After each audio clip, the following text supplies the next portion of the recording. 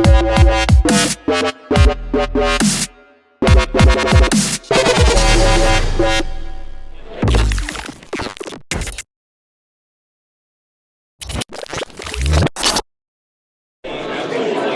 right, I'm here with James Altucher, Vince Vitale, editor of Youngry. I want to dive straight into the interview. Happy to have you here. Thanks for having me. What was your biggest failure as an entrepreneur? Because obviously everyone knows you as a success. I think there are three skills: making money, keeping money, growing money. So I was always very good at making it. So here's how you make money. Come up with an idea where you know you have a customer, you start selling to that customer, word of mouth happens, you get more customers, you learn how to sell, and you start to scale your idea, you hire employees, you build your business, you sell. That's how you make money. Or find someone smarter than you who's already doing that and buy a small piece of their company. And that's how you make money. But keeping it was very hard for me because I thought, once you sell a business, money sort of magnifies what's already inside of you. So I always thought I was always like a little egotistical, and I thought I was super smart. And so once I sold the business, I thought, oh my God, I'm the biggest genius in the world. So I started investing everywhere. I started gambling. I started doing all sorts of crazy things, starting other businesses, and it just all 100% of everything I was doing fell apart, and I lost all my money from that first business. And then I did it again with the second, third, fourth business.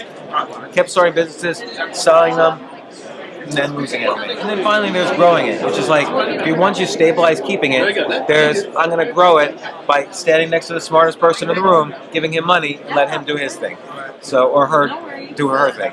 So what is the one mistake that you see most common with entrepreneurs, whether it be early stage entrepreneurs or someone that has been in several startups like yourself? So I think that there's a lot of mistakes people make. Okay, it's not just one; it's kind of a lot together. But I would say one mistake that just comes to mind right now is a lot of entrepreneurs smoke crack, and so I don't mean they actually smoke the drug, but maybe they do. But you call up an entrepreneur, like I was starting one business, and I was calling up a friend of mine who was starting his business, and I said, how's it going? It's like, my business is on fire. Look at the website. And I'm like, well, is anybody hitting the website? He said, no, but they will.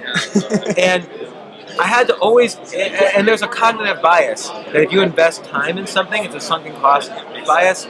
If you invest time in something, you think your reptilian brain thinks you must be doing something good, because I invested all this time, it must be good because it's me.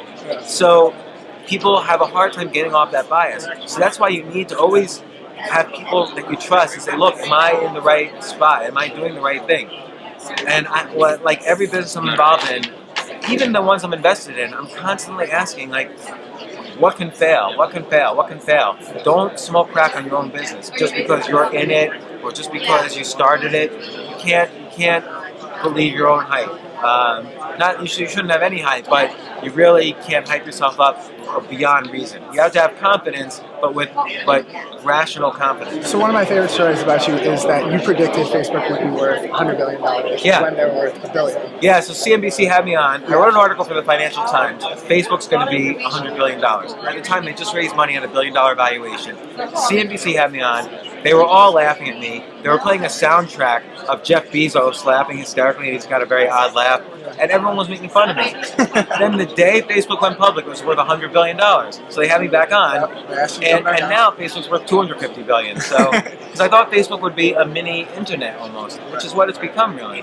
And so I couldn't invest in Facebook, but I decided to put my money where my mouth was, and I invested in several Facebook social media agencies, and at least 2 of them so far have been sold, and it's done very well. One sold for $900 million, the other one sold for about $100 million, and it's been very good. Since you predicted that, is there any trends, whether it be augmented reality, virtual reality, 3D printing, where you kind of see on the rise that matches what you saw on Facebook right now? Yeah.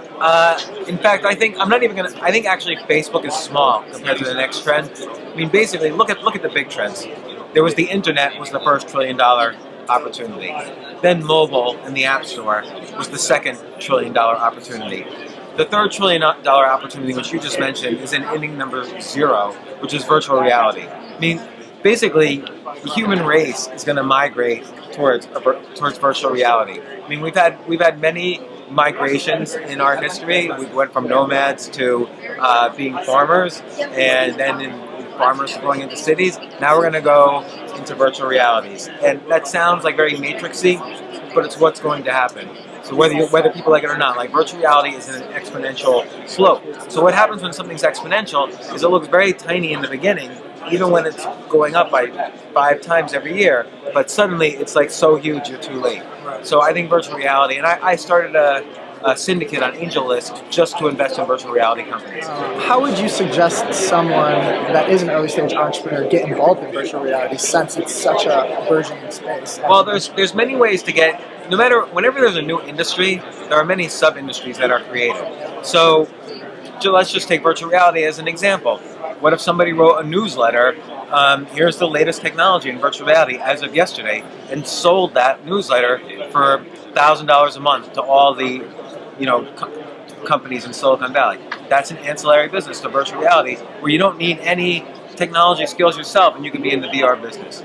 Or you could go to a real estate agency, like I was saying earlier to Lorenzo. You could go to a real estate agency and say, I'll build all the virtual reality experiences for all the homes you have for sale.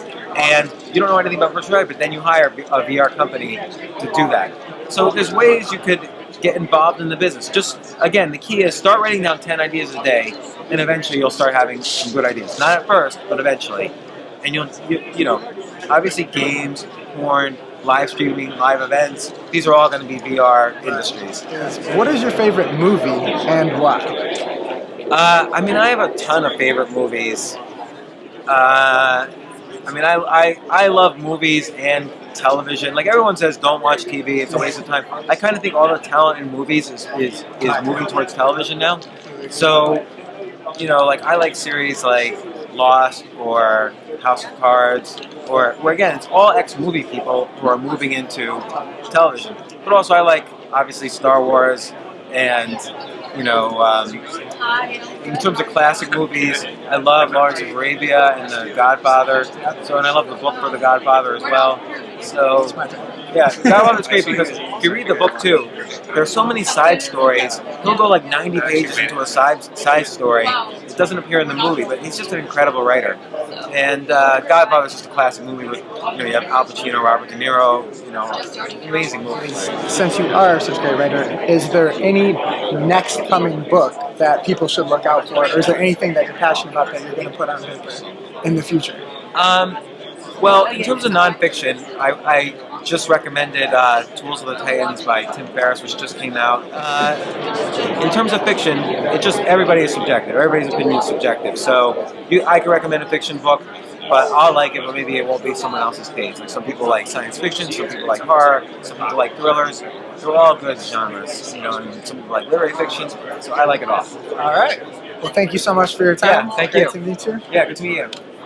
All right.